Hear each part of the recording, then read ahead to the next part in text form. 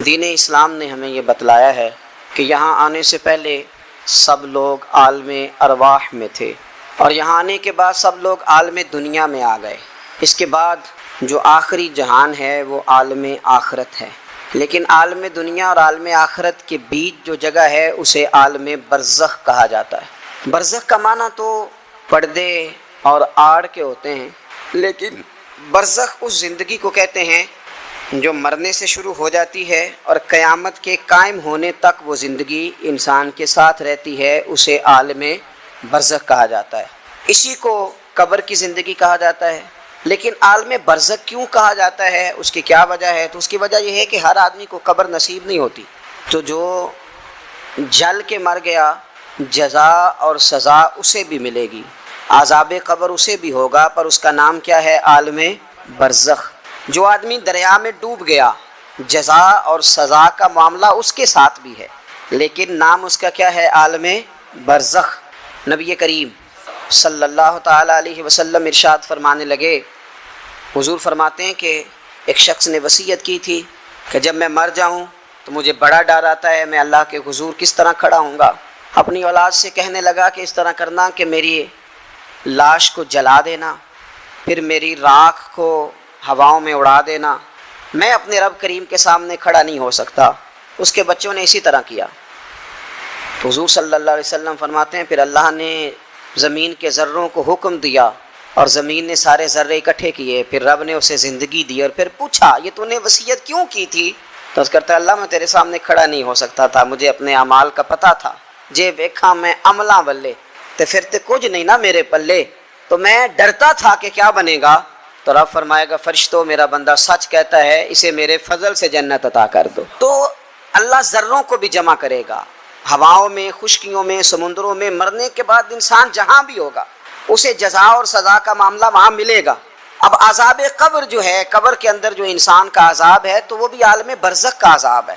میرے رسول کریم صلی اللہ تعالی علیہ وسلم نے کچھ چیزوں سے پناہ مانگی ہے، خود حضور نے، خود نبی پاک صلی اللہ علیہ وسلم رسول کریم علیہ السلام نے پناہ مانگی۔ حضور فرمانے لگے اے اللہ مجھے کنجوسی سے، بخیلی سے پناہ عطا فرما، اور حضور نے باقاعدہ پناہ مانگی ہے کہ اے اللہ مجھے ارذل العمر ہونے سے پناہ میں رکھ، جب عمر اتنی زیادہ ہو جائے کہ وجود کے حصے کام کرنا چھوڑ جائیں، اس سے پناہ مانگی۔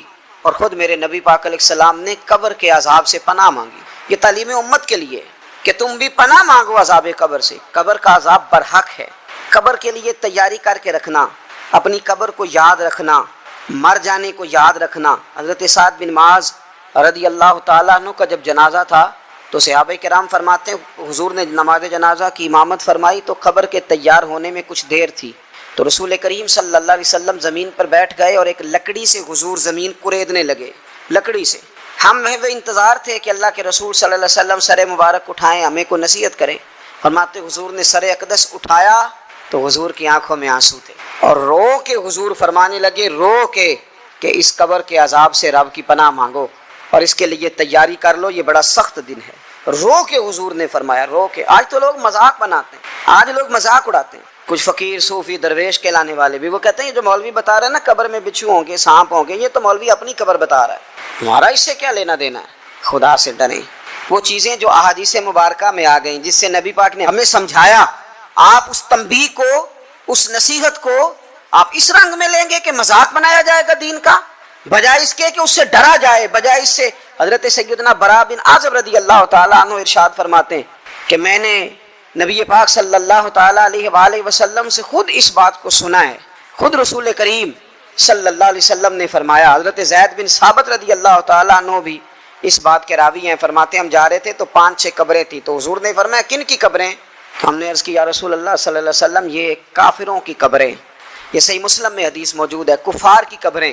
تو اللہ کے رسول صلی اللہ علیہ وسلم فرمانے لگے، ذرا حدیث کے لفظوں پہ غور کرنا، حضور فرمانے لگے اگر مجھے ڈر نہ ہوتا کہ تم اپنے مردوں کو دفن کرنا چھوڑ دو گے، اگر مجھے اس بات کا ڈر نہ ہوتا کہ تم اپنے لوگوں کو، مرنے والوں کو قبروں میں دفن کرنا چھوڑ دو گے، اگر یہ مجھے ڈر نہ ہوتا تو میں تمہیں سناتا کہ قبر کے اندر کس طرح عذاب ہوتا ہے، تمہیں دنیا میں رہ کے میں سناتا، پر ڈر ہے کہ کہیں تم اپنے مرنے والوں کو قبروں میں دفن کرنا چھوڑ ہی نہ دو، اس لیے میں تمہیں یہ بات نہیں بتاتا اور میرے رسول کریم صلی اللہ تعالیٰ علیہ وآلہ وسلم نے پھر ارشاد فرمایا، اپنے غلاموں کی طرف نظر فرمائی، یہ بات کہہ کے کہ اگر مجھے ڈر نہ ہوتا کہ تم دفن کرنا چھوڑ دو گے تو تمہیں میں سنا دیتا کہ قبر میں کیا عذاب ہوتا ہے۔ پھر حضور نے صحابہ سے فرمایا چلو بھائی دوزخ کے عذاب سے اللہ کی پناہ مانگو، تو سب کہنے لگے ہم دوزخ کے عذاب سے اللہ کی پناہ مانگتے ہیں۔ پھر نبی پاک صلی اللہ تعالیٰ علیہ وسلم نے ارشاد فرمایا تم سب کہو کہ ہم قبر کے عذاب سے اللہ کی پناہ مانگتے ہیں۔ تو صحابہ نے کہا ہم قبر کے عذاب سے اللہ کی پناہ مانگتے ہیں۔ پھر میرے رسول پاک علیہ الصلوۃ والسلام نے فرمایا تم کہو، سارے یہ کہو کہ ہم ظاہری اور باطنی فتنوں سے اللہ کی پناہ مانگتے۔ تو صحابہ نے کہا کہ ہم ظاہری اور باطنی فتنوں سے اللہ کی پناہ مانگتے ہیں۔ پھر میرے محبوب علیہ السلام نے فرمایا تم کہو کہ ہم دجال کے فتنے سے اللہ کی پناہ مانگتے ہیں۔ تو صحابہ کرام نے کہا کہ اے اللہ ہم دجال کے فتنے سے تیری پناہ میں آتے ہیں۔ نبی پاک علیہ السلام نے یہ الفاظ کہہ کے یہ بات بتلا کے ہمیں سمجھا دیا، ہمیں قائل فرمایا محبوب نے۔ تو یاد رکھنا، اس بات کو اچھی طرح سمجھ لینا کہ اگر مجھے ڈر نہ ہوتا کہ تم اپنے مردوں کو دفن کرنا چھوڑ دو گے تو تمہیں بتلا دیتا کہ قبر میں کتنا سخت عذاب ہوتا ہے۔ اپنے معاملات پر غور کریں۔ ہمارا وہ کسی شاعر نے کہا تھا کہ مرنے کے بعد مجھ کو 2 گز زمین جو ملی تو دیکھو بعد مرنے کے ہی ہم جاگیردار ہو گئے۔ تو اصل تو جاگیر وہی ہے اور طے ہے، جتنا مرضی اے سی لگا کے کمرہ ٹھنڈا کر لیں، ٹائل پتھر لگا کے اس کو آپ صاف ستھرا کر لیں، اور آپ اٹھنے کی بھی تکلیف نہ کریں، ریموٹ کنٹرول کے ساتھ ہر چیز اپنے کمرے کی آپ کنٹرول کر لیں، پورا ہوادار کر لیں، لیکن آپ بچیں گے تب نہ جب قبر جنت کے باغوں میں سے باغ بنے گی۔ اگر وہ جنت کے باغوں میں سے باغ نہیں بنتی تو پھر فائدہ نہیں ہے۔ میرے رسول کریم صلی اللہ تعالیٰ علیہ وآلہ وسلم کے پیارے صحابی حضرت عثمان غنی رضی اللہ تعالیٰ عنہ فرماتے ہیں، یہ سنن ابو داؤد شریف کی حدیث ہے کہ حضور نے فرمایا جب میت کو دفن کر کے فارغ ہو جاؤ تو اس کی قبر پر کھڑے رہو۔ خود حضور بھی قبر پر کھڑے رہتے دفن کرنے کے بعد، اور فرماتے اس کے ثابت قدم رہنے کی دعا کرو، اس لیے کہ اب اس سے سوال و جواب ہوں گے، اب فرشتے اس کی قبر میں آئیں گے، اب اس سے پوچھیں گے، اب اس کے ساتھ وہ امتحان ہوگا، تو اس کے لیے دعا کرو، قبر پہ کھڑے ہو کے دعا مانگو۔ ایک حدیث میں فرمایا کہ اتنی دیر دعا مانگو کہ جتنی دیر اونٹ ذبح کر کے کھال اتار کے گوشت بنا کے، اونٹ ذبح کرنا سب سے زیادہ مشکل ہے، اونٹ ذبح کر کے کھال اتار کے گوشت بنا کے بانٹ دیتے ہو، اتنی دیر مرنے والے کی قبر پہ کھڑے رہ کے دعا مانگا کرو، کیونکہ اب فرشتے آئیں گے، سوال و جواب ہوگا۔ تو عذاب قبر، مصنف عبد الرزاق میں حدیث ہے کہ ایک بندے کو صرف 1 کوڑا مارا گیا تھا قبر میں، 1 کوڑا، 1 درہ، تو اس کی ساری قبر میں آگ بھڑک اٹھی تھی۔ تو پوچھتا ہے کہ یہ 1 کوڑا مجھے کیوں مارا گیا؟ تو انہوں نے کہا ایک وجہ تو یہ تھی کہ تو پاکی پلیدی کا خیال نہیں کرتا تھا، اور دوسری وجہ یہ تھی کہ ایک دفعہ ایک مظلوم نے تجھ سے کہا تھا میری مدد کر، اور تو مدد کرنے پہ قادر تھا، تیرے اندر ہمت تھی، پر تو اس کی مدد کے لیے تیار نہیں ہوا۔ وہ ہمارا مشہور فکر ہے نا کہ سانو کی لگے پرائی لڑائی پرائی آگ نو اسی گھر کیوں لے آئیے، تو وہ جو ہمارا خاص معاملہ ہے نا کہ کسی کی مدد نہیں کرنی، وہ ہمیں خراب کرتی، ہمارے حالات بگڑ جاتے ہیں۔ ہم مدد کرنے پہ قادر ہوتے ہیں پر کسی مظلوم کی مدد، 1 کوڑا لگا تو پوری قبر میں آگ بھڑک اٹھی۔ عذاب قبر سے اللہ کی پناہ مانگی جائے، ڈرا جائے، اور آخرت کے لیے قبر کے لیے تیار۔ قرآن مجید نے کہا وَإِذَا الْقُبُورُ بُعْثِرَتْ، جب قبریں کریدی جائیں گی نا تو عَلِمَتْ نَفْسٌ مَا قَدَّمَتْ وَأَخَّرَتْ، پھر ہر جان لے گی کہ اس نے آگے کیا بھیجا اور پیچھے کیا چھوڑا۔ میرے عزیز، اپنی قبر کے لیے، اپنی آخرت کے لیے فکر کریں، تیاری کریں۔ مولا رومی ایک بڑی خوبصورت مثال دیتے ہیں اور بڑے شاندار انداز میں بات سمجھاتے ہیں۔ وہ کہتے ہیں مصر کے اندر نا ایک رواج تھا کہ وہ سال کے آخر میں، سمجھ لیں ذی الحج کے آخری دن، یا جس طرح آج کل لوگ جنوری فروری سے کام چلاتے ہیں، تو وہ دسمبر کی آخری تاریخ کو نا پچھلے بادشاہ کو معطل کر دیتے تھے، اور 1 تاریخ کو وہ جا کے دریا کے کنارے کھڑے ہوتے تھے، تو کشتی آتی تھی، جو پہلا آدمی اترتا تھا اسے بادشاہ بنا لیتے، پورا سال اس کی بات مانتے، اور سال کے آخر میں جا کے پھر اس کو جنگل میں، جہاں جنگل میں درندے تھے، جھاڑیاں تھیں، خوفناک جگہ تھی، وہاں جا کے چھوڑ آتے تھے، درندے اسے پھاڑ ڈالتے۔ تو ایک سال ایک دانشمند آدمی اترا، وہ تو اس کو انہوں نے کہا کہ بھئی تو ہمارا بادشاہ ہے۔ انہوں نے کہا یہ کیا بات ہوئی؟ تو بادشاہ ہوں تو کیا مطلب؟ انہوں نے کہا جی ہمارا اصول ہے پورا سال تیری بات مانیں گے، سال کے بعد جنگل میں چھوڑ آئیں گے۔ کہنے لگا سال تو بات مانو گے نا؟ نے کہا ہاں۔ کہنے لگا اچھا پھر سب سے پہلے مجھے وہ جنگل دکھاؤ جس میں تم نے آخر میں چھوڑ کے آنا ہے، پہلے مکان کے پہلے سوسائٹی میں، گھر کے پہلے قبرستان کی طرف حاضری۔ قرآن پاک کی جو ترتیب ہے نا موت و حیات کی، پتہ کس طرح؟ الذی خلق الموت والحیات، وہ رب جس نے موت اور زندگی پیدا کی. قرآن زندگی کا ذکر بعد میں کرتا ہے, موت کا ذکر ہے. تو ملا رومی کہتے ہیں وہ آدمی کہنے لگا پہلے دکھاؤ نا کہاں سال کے بعد لے کے جاؤ گے. تو انہوں نے جا کے وہ جگہ دکھائی, اس جنگل میں سال کے بعد ہم نے آپ کو لے کے آ کے چھوڑنا ہے. تو کہنے لگا ختم ہو گئی بات, اسی جنگل میں چھوڑو گے نا, کوئی اور تو نہیں کہا جی اسی میں چھوڑیں گے. کہنے لگا بالکل ٹھیک ہے.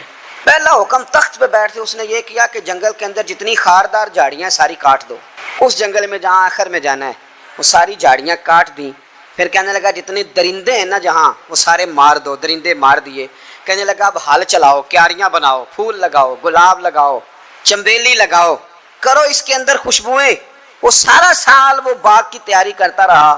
سال کے بعد انہوں نے چارپائی پہ باندھا. جب اس باغ میں لے کے جا رہے تھے تو پرانے بادشاہ کہتے تھے نہ نہیں میں نے نہیں جانا, چھوڑ دو, اتار دو, معاف کر دو. یہ پتہ کیا کہہ رہا تھا؟ کہہ رہا تھا اجلونی, ذرا جلدی کرو, ذرا جلدی کرو, جلدی کرو, مجھے لے جاؤ قبر میں اور جلدی سے مجھے وہاں چھوڑ کے آؤ جنگل میں. کیوں بھلا؟ اس لیے کہ اس نے فارغ بیٹھ کے موج نہیں کی, اس نے اپنی آخری جگہ کے پھل پودوں کی تیاری کی. او میرے بھائی, ہمارے پاس پیسہ آتا ہے تو گاڑی نہیں آتی ہے, اگر تھوڑا پیسہ زیادہ بڑھ گیا تو چلو وہاں بھی پلاٹ لے لو. کوئی بندہ بھی اپنی آخرت کے لیے, قبر حشر کے لیے سوچنے کو تیار ہے. جتنے مکان آپ نے بنانے ہیں نا, بچوں نے بعد میں لڑنا ہے, انہوں نے کہنا کارنے والا ابا مجھے کہہ گیا تھا کارنر والا تیرا ہے, نے کہا تھا مجھے ابا جی مجھے کہہ گئے تھے کہ تم پہلے بڑا ہو گیا تھا, تو کمائی کرنے لگ گیا تھا, لہذا یہ سارا تیرا ہی ہے.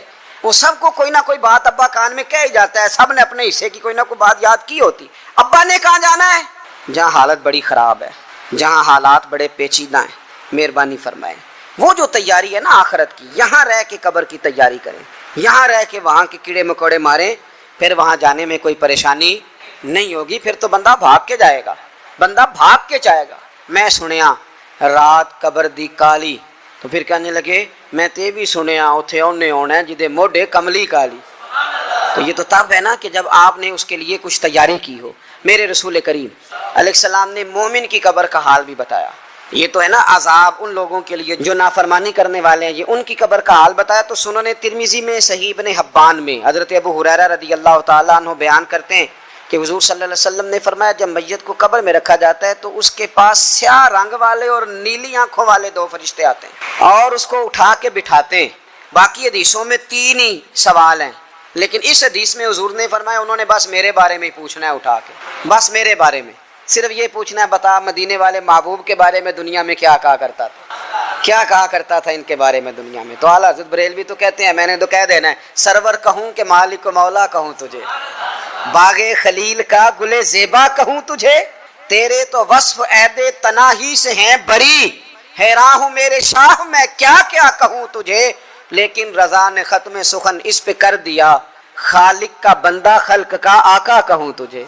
اور پیر میر علی شاہ صاحب کہتے ہیں میں نے وہاں یہ کہنا ہے کہ مکھ چند بدر شاہ شانی ہے, تے متھ چمک دی لاٹ نورانی ہے, کالی زلف تے اکھ مستانی ہے, مخمور اکھی ہیں مد بھریاں سبحان اللہ, ماں اجمالا کا ماں اکمالا کا ماں اکسانا کا, تے کتھے میرے علی کتھے تیری سنا, مشتاق اکھیں کتھے جاڑی.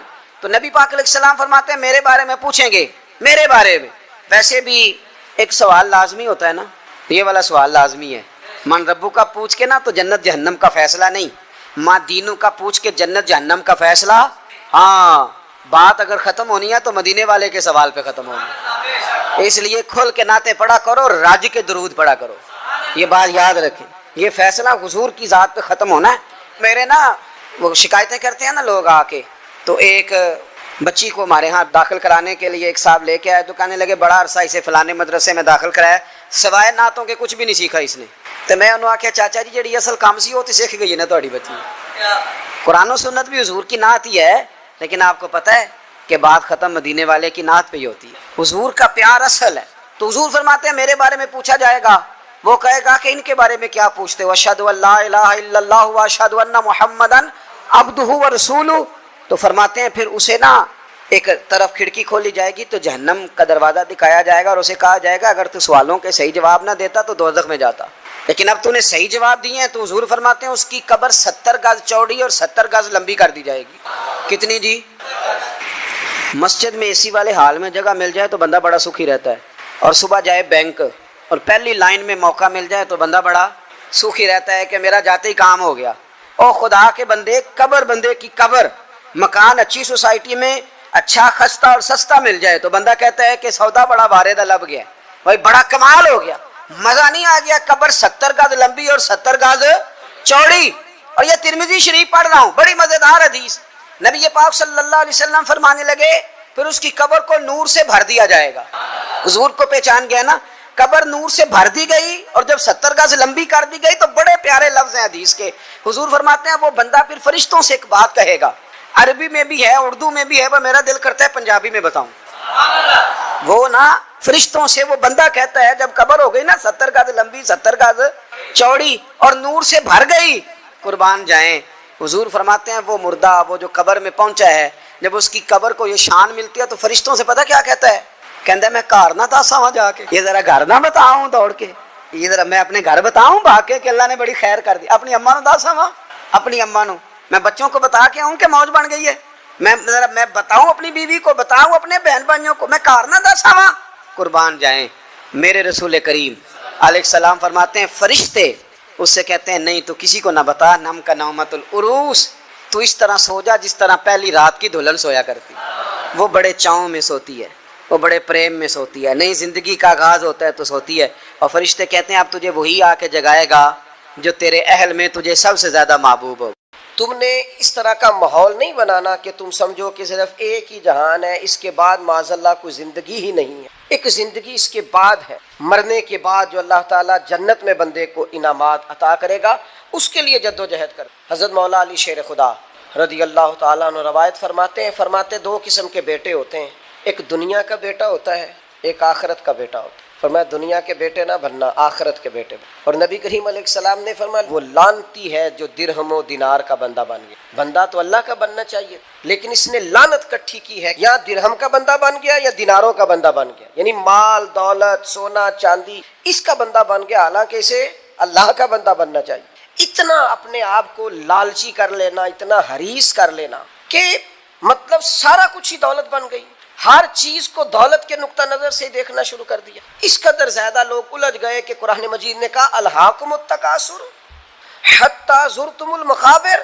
فرمایا تمہیں غافل کر دیا ہے مال کے لالچ نے، یہاں تک کہ تم نے قبروں کے منہ دیکھ لی، یعنی مرتے دم تک صرف پیسہ اکٹھا کیا ہے، صرف اور صرف اپنی ذات کے فروغ کے لیے، اپنے میک اپ کے لیے، اپنے آپ کو بنانے سنوارنے دکھانے نام پیدا کرنے میں وقت ضائع کر دیا۔ اور یہ بہت بڑا مسئلہ ہے ہمارے دور، ہم اپنے ذاتی قد کو اونچا کرتے رہتے ہیں، ہر وقت میرا نام ہو جائے، کو پتہ چل جائے کوئی، اور سیانے بندے، معاملہ فہم بندے، مدبر آدمی، ایسا نہیں کہ بیوقوف ہے، سمجھدار ہے، لیکن بیچارے تصویروں کے چکر میں پڑے ہوئے ہیں، فوٹو بازی کر رہے ہیں۔ آپ حیران ہوں گے کہ ہماری قوم ایک طرف یہ ہے کہ لوگ بیچارے بلوں کے لیے پریشان ہیں کہ ان کے پاس ادا کرنے کو پیسے نہیں، اور دوسری طرف ہمارے پاس اتنا پیسہ ہے کہ صرف بڑے سارے بورڈ پر ہم نے بڑی ساری ایک فلیکس لگوائی ہے جس کی کوئی ضرورت نہیں تھی، اس پہ عید مبارک لکھا ہے، اور مسئلہ عید مبارک کا نہیں تھا، وہ جو جس کی نیچے فوٹو لگی تھی نا اس نے ذرا دکھانا تھا کہ میں بھی یہاں رہتا ہوں۔ یہ کیا ہے بھلا؟ یہ وہ نفس کی تسکین ہے، یہ وہ قرار ہے کہ جس کے پیچھے تھک گئے لوگ، یعنی کو تھوڑی تعریف کر دے دل ٹھنڈا ہو گیا، سکون آ گیا، وہ ذرا پتہ چل گیا 10 آدمی مجھے جانتے ہیں، کوئی تسلی ہو گئی۔ یہ اتنی بڑی نفس پرستی میں انسان لگ جاتا ہے کہ پرانے جو حکمران ہوتے تھے انہوں نے وظیفے پہ لوگ رکھے ہوتے تھے کہ تم نے ہماری تعریفیں کرنی، تنخواہیں ملتی خوش آمدے کرنے، شعراء کو خریدا جاتا تھا ہمارے مناقب، نفس کی تسکین۔ لیکن کچھ رب کے بندے ایسے بھی تھے جنہوں نے قرآن جب غور سے پڑھا، جنہوں نے احادیث مبارکہ کو بالغ نظری سے دیکھا، جنہوں نے صحبت رسول قریب سے اٹھائی، تو انہیں طے ہو گیا کہ اصل گھر تو آخرت کا گھر ہے، والآخرۃ خیر وابقیٰ، آخرت خیر والی بھی ہے، ہمیشہ باقی رہنے والی۔ جب یہ طے ہوا تو پھر ان لوگوں کی صورتیں لوگوں کے سامنے آئیں، تو ان کی زندگیاں بھی لوگوں نے دیکھی، تو عش کر اٹھے۔ ان پہلی صف کے زاہدوں کو دیکھو گے نا تو جب سب سے پہلے نام گنو گے تو ان میں ایک نام حضرت عمر فاروق کا بھی ملے گا۔ معاذ اللہ ثم معاذ اللہ، نقل کفر نہ باشد۔ کچھ لوگ ایسے بھی ہیں رفس زدہ، اور ایسے لوگ جنہوں نے معاذ اللہ ثم معاذ اللہ صحابہ کے بارے میں جن کی رائے ٹھیک نہیں۔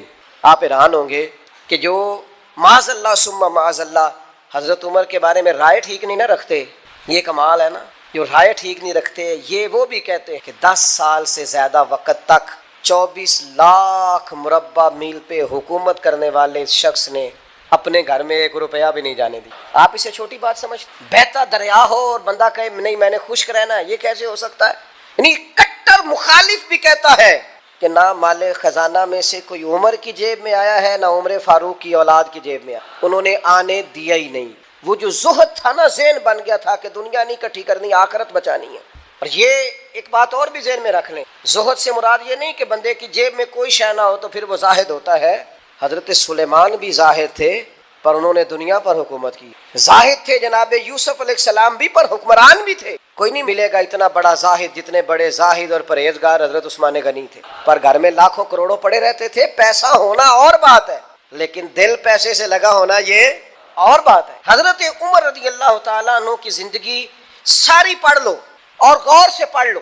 معاذ اللہ کوئی ناقدانہ انداز میں بھی پڑھ لے، مخالف آئے میدان میں، ایک بات ماننی پڑے گی کہ دائیں بائیں آگے پیچھے دولتیں پھرتی رہیں، پر فاروق اعظم کی نظر کو دولت لبھا نہیں سکی. ان کا دھیان سیدھا یا بیت اللہ شریف کی طرف رہا ہے یا گنبد خضرا والے محبوب کی طرف رہا. لبھایا نہیں کسی چیز میں، نہ کوئی چیز قریب آ ہی نہیں سکی. حضرت سعد بن ابی وقاص رضی اللہ تعالیٰ عنہ کا ایک قول ہے، اور درجنوں بیسیوں سینکڑوں باتوں اور کتابوں کا نچوڑ ہے. حضرت سعد بن ابی وقاص رضی اللہ تعالیٰ عنہ بیان کرتے ہیں، مصنف ابن ابی شیبہ میں موجود ہے. حضرت سعد بن ابی وقاص کہتے ہیں مجھے اللہ کی قسم عمر کوئی ہم سے مقدم آدمی نہیں تھے، لیکن درجہ بہت زیادہ لے گئے. کوئی پہلے نہیں آئے، ان سے پہلے بھی لوگ آئے، کوئی زیادہ آگے بڑھ کے زیادہ کام نہیں کیا. یہ صحیح سند سے مصنف ابن ابی شیبہ میں موجود. حضرت سعد بن ابی وقاص کہتے ہیں اللہ کی قسم ایک بات تھی جس کی وجہ سے عمر صاحب سے آگے نکل گئے. حضور وہ کیا؟ فرمانے لگے عمر نے دنیا داری سے دل نہیں لگایا، مال سے، لالچ سے، حرص سے، ہوس سے دور رہے. عمر ان کی دنیا سے بے رغبتی ان کو آگے لے گئی. اور یارو دانش مندان دا کام نہیں، دل دنیا تے لانا اس ووٹی تے لاکھ خامد کی. درویش سے پوچھا، حضور کہنے لگے حضور یہ زمین میری ہے، تو ہنس پڑے، کہنے لگے تیرے سے پہلے کس کی تھی اور تیرے بعد کس کی ہوگی؟ دانش مندہ دا کام نہیں، دل دنیا تے لانا اس ووٹی تے لاکھ خامد کیتے، جو کیتا سو کھانا. تو کھا جاتی ہے، روز نیا خامد کرتی ہے یہ دنیا، ہر روز نیا حکمران بناتی ہے. آپ کے ملک میں کئی وزیر اعظم ہیں جو زندہ ہے، پوچھتا کوئی نہیں. کئی صدور رہ چکے ہیں، زندہ ہے، پوچھتا کوئی نہیں.